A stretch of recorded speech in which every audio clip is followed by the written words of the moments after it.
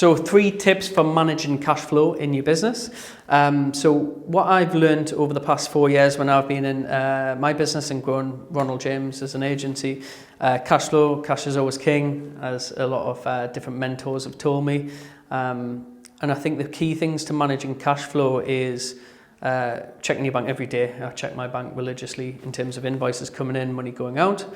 Having a way to manage, so we use Xero to manage all of our invoices and receipts, coupled with ReceiptBank, so that's probably a cool way to do that. Trying not to overcommit to long-term contracts, which is a big thing. So for me, when I started the business, I would do everything monthly subscription.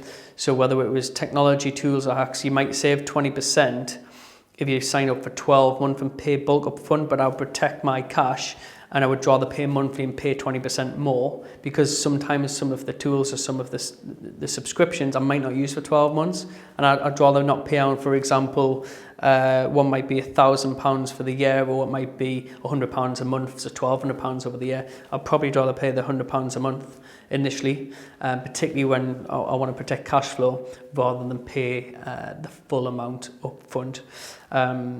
So that would be my second one, and I know exactly what goes in and out, so I don't give any credit card or any expenses go to anyone else in the business but myself, so I authorize everything. But as the business scales past 20 heads, our office manager normally looks after that type of stuff. But I think one of our ethoses is number 5, D-Rock, if you can zoom in on that after the video, would be lean and frugal. So constraints breed resourcefulness. So do more with less is one of our principles in the business, doing more with less.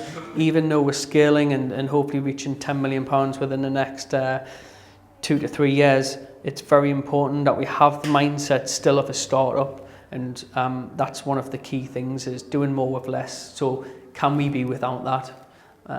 I've been guilty as well. We've splashed out now. Everyone gets a brand new MacBook when they start the business. It started off at the start for cash flow. I would buy the MacBook off eBay, so I'd pay £300-400 for a MacBook. So a 3-year-old MacBook. And then now, as we've got bigger, it's worked on slightly cheaper. Actually, we rent the MacBook, so we do a lease hire for over 3 years. So it's fully under warranty and it's a brand new MacBook, and we pay, I think, £40-ish a month per MacBook. So it means the cash outlay initially is cheaper, but over the long run we pay more, but it protects the cash, so then I can reinvest that cash in growth, which for us is headcount. So that's probably another tip, is to lease more eventually, have monthly subscriptions as opposed to paying up front, checking your bank and using Xero every day. So those are my top 3 tips on watching your cash flow.